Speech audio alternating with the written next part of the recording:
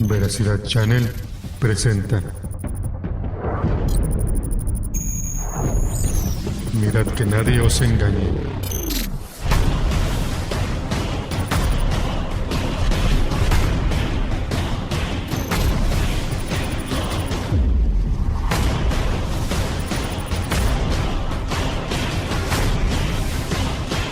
Porque no vendrá sin que antes venga la apostasía.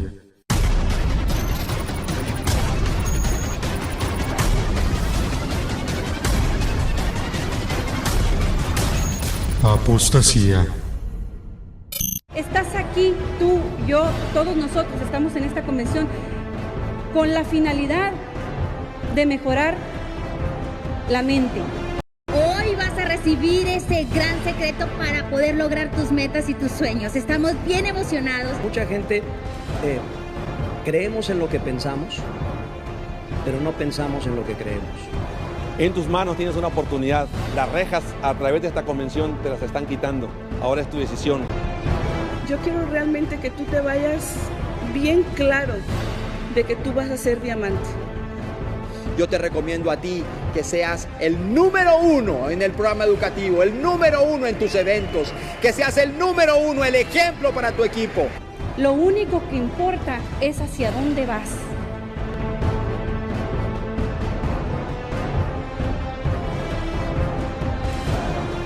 Y el trabajo que vas haciendo día a día te va a dar la fuerza y va a sacar de adentro el campeón que tú eres. Que hoy es el momento de cambiar y de transformar nuestras historias. Desde tiempos antiguos, la naturaleza del hombre siempre ha sido el buscar respuestas a las incógnitas de este mundo, encontrar respuestas a preguntas que nuestro intelecto no podría entender. Entre tanta información muchas veces podríamos caer en el error, y por más que busquemos no alcanzaríamos a comprender, pues recordemos que Dios limitó nuestra capacidad mental. En Isaías 55, 8 al 9, el Señor dice: porque mis pensamientos no son vuestros pensamientos, ni vuestros caminos mis caminos, dijo Jehová. Como son más altos los cielos que la tierra, así son mis caminos más altos que vuestros caminos, y mis pensamientos más que vuestros pensamientos. Ante esta revelación sabemos que no podemos ganarle a Dios en ninguna forma, solo Él tiene todas las respuestas. En la antigüedad, Pablo se enfrentó a los ideólogos griegos. Recordemos que la antigua Grecia es considerada como la cuna de la filosofía. En Hechos 17, 19 al 21, leemos: y tomándole le trajeron al Areópago diciendo: ¿podremos saber qué es esta nueva enseñanza de que hablas? Pues traes a nuestros oídos cosas extrañas. Queremos pues saber qué quiere decir esto, porque todos los atenienses y los extranjeros residentes allí en ninguna otra cosa se interesaban sino en decir o en oír algo nuevo. Como podemos ver, las antiguas civilizaciones adoptaban cosas nuevas y las adaptaban a las suyas, haciéndolas propias y distorsionando el camino de la verdad. Ante estas influencias griegas e ideológicas es preocupante ver cómo y hacia dónde se está moviendo el mundo evangélico. Parecería que estamos vacíos de metas, desorientados y descoordinados.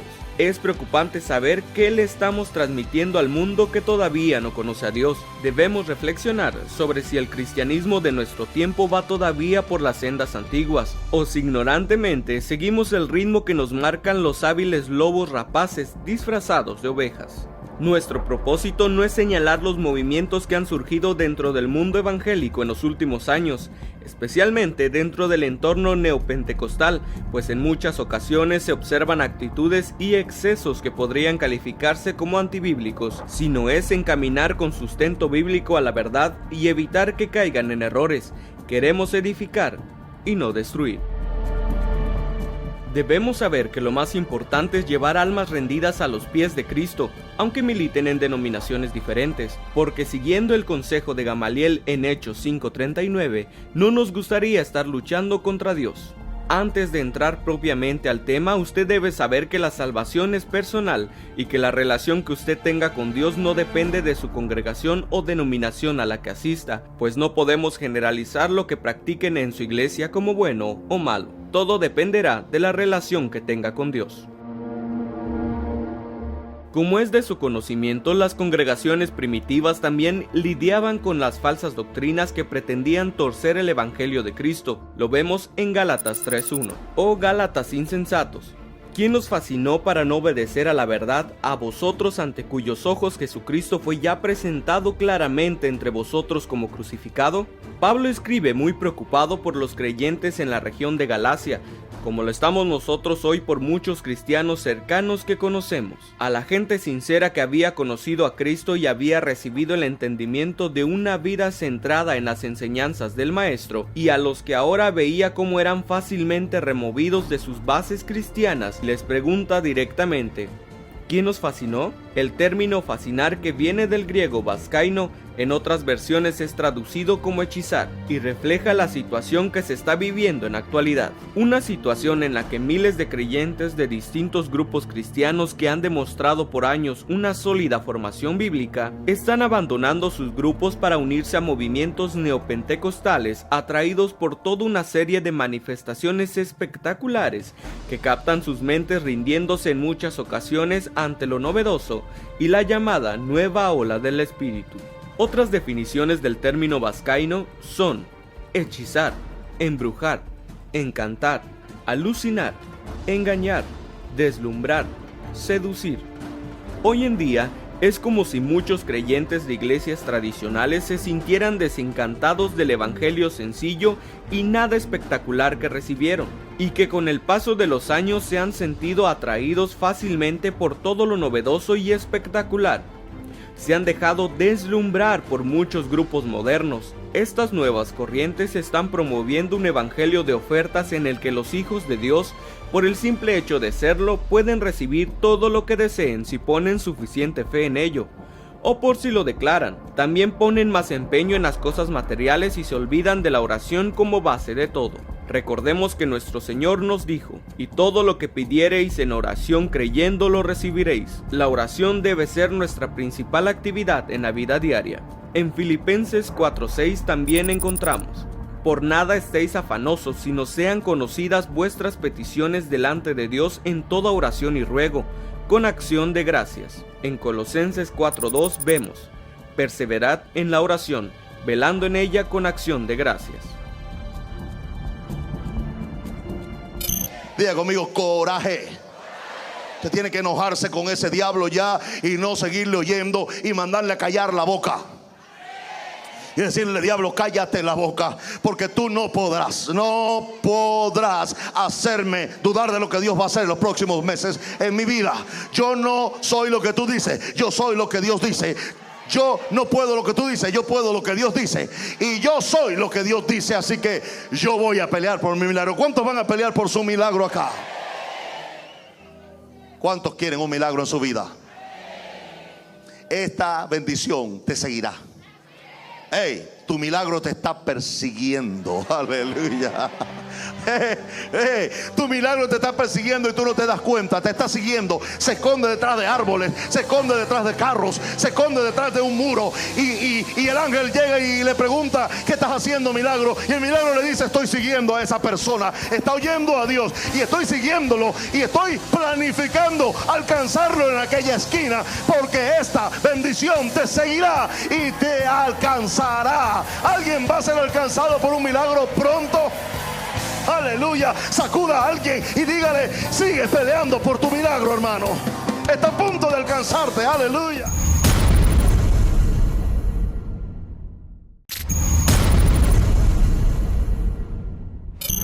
Mi espíritu derramaré sobre tu generación. Tengo preparado algo muy grande para ti, hijo. Estoy desarrollando en ti una unción como a pocos he dado a través de la historia.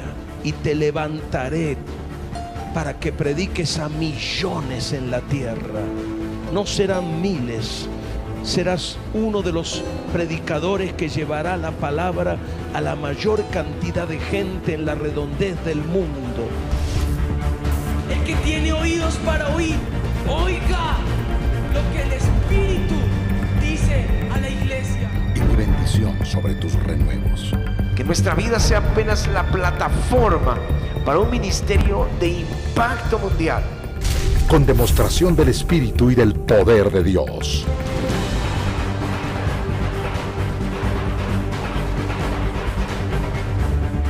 Palabra fresca.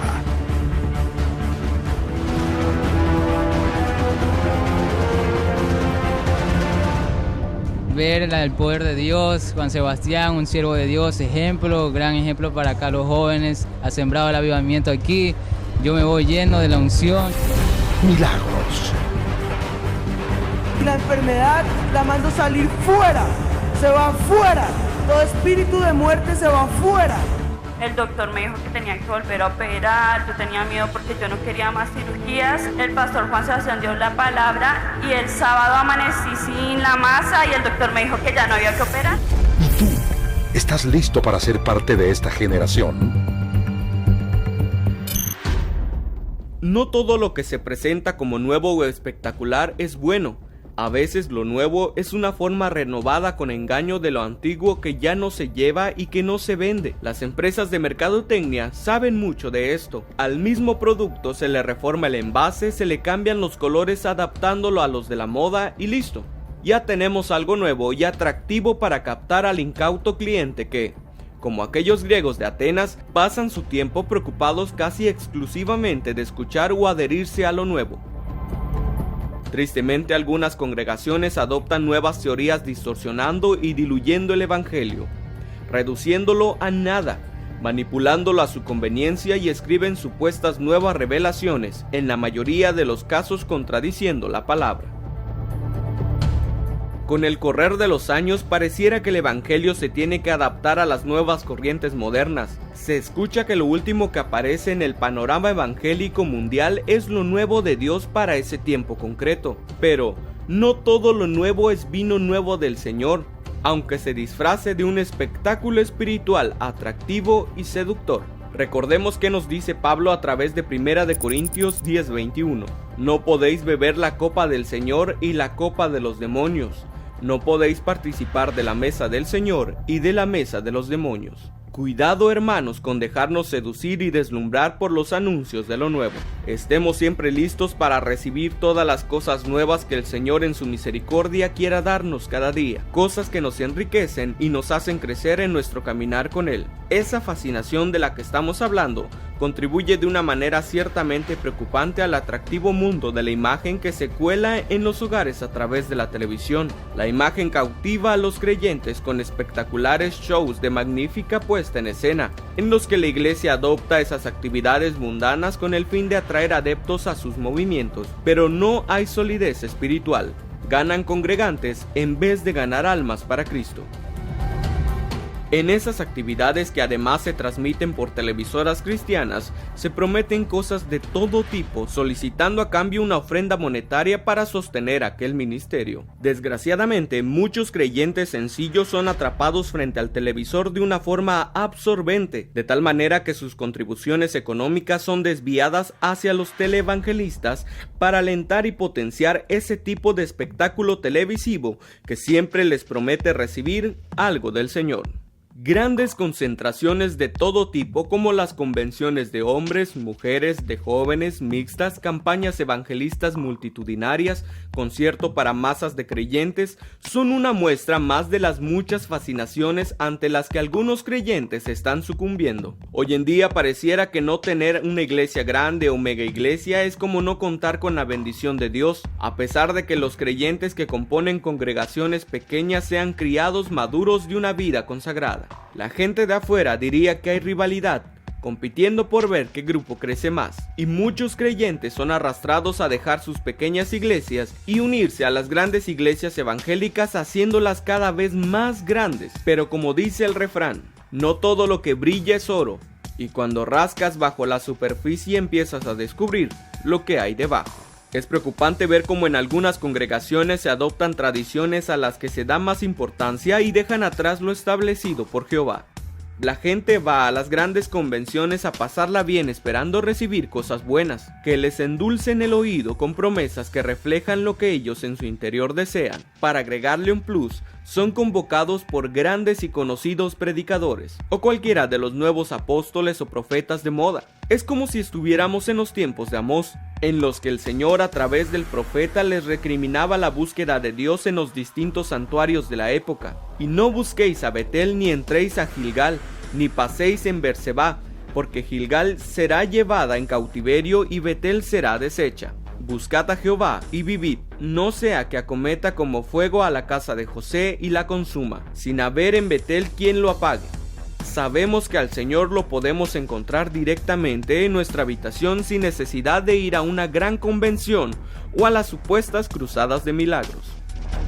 Sabemos con certeza que Jesucristo es el mismo de ayer, hoy y para siempre. Esto implica consecuentemente que su poder para obrar milagros en estos días no se ha cortado, y muchos por la fe y la exclusiva misericordia de Dios somos testigos de hechos poderosos que el Señor en su soberanía ha hecho con muchas personas. Miles de testimonios respaldan el poder de Dios, y esto se da en todos los grupos evangélicos, pero es muy triste ver que cada día lucran más con esta actividad. Yo creo que esta noche, el día que yo tome la Santa Cena, esta noche, un milagro puede ocurrir en mi cuerpo. Puede ocurrir un milagro económico en mi casa. Puedo ser libre de cualquier clase de opresión. Por eso yo hago como dice Isaías. Vengo con cántico como el que celebra Pascua. Va a ocurrir algo si usted se pone en pie ahora conmigo y toma esa ofrenda de fiesta, esa ofrenda de agradecimiento, esa ofrenda de dicha, y la levanta a lo alto. Va a ocurrir algo, y yo por fe.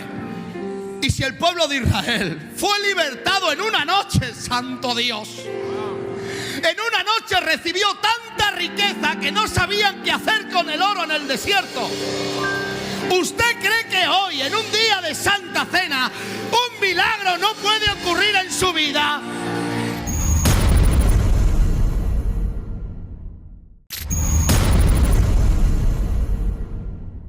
Ella iba a ser operada por el tumor porque la colitis la mandaron a su casa, no le podían hacer nada. Y ella recibió el libro Jesús sana hoy. Se apropió del poder de la resurrección, y su doctora, que está aquí, y su esposo, que es doctor también, le dice: pastor, no tuve que operarla, el tumor desapareció y no ha tenido más síntomas de la colitis. Yo soy psicólogo y también enfermera, ¿no? Y luego con un doctor al lado. Y cuando empecé a leer, porque mi hijo espiritual Domenico de Guglielmo viajó a Miami y me trajo el libro y me dijo: lea ese libro que Dios va a hacer el milagro. Y yo empecé a leer el libro, y en el primer capítulo vino el Espíritu Santo y comenzó a revelarme que así como Dios me había dado dones a mí para ministrar a otras personas y las personas ser sanadas, pues yo tenía la autoridad y el poder en la mano para colocar, y el segundo día estaba pariendo el mioma literalmente. ¡Wow!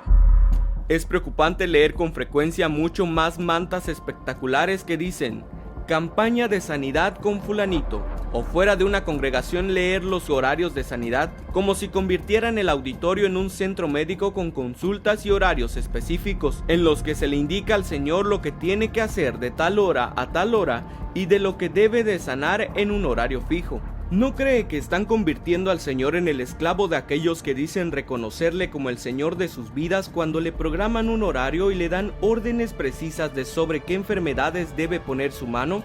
Recordemos que Él es quien dirige, decide, ordena y en última instancia obra, no nosotros. Nuestro pueblo evangélico es muy atraído, seducido, fascinado por todo lo relacionado con el mundo de los milagros y todo el show que se monta alrededor de esas concentraciones en búsqueda de la sanidad. Algunos cristianos caen fácilmente en la trampa engañosa del enemigo.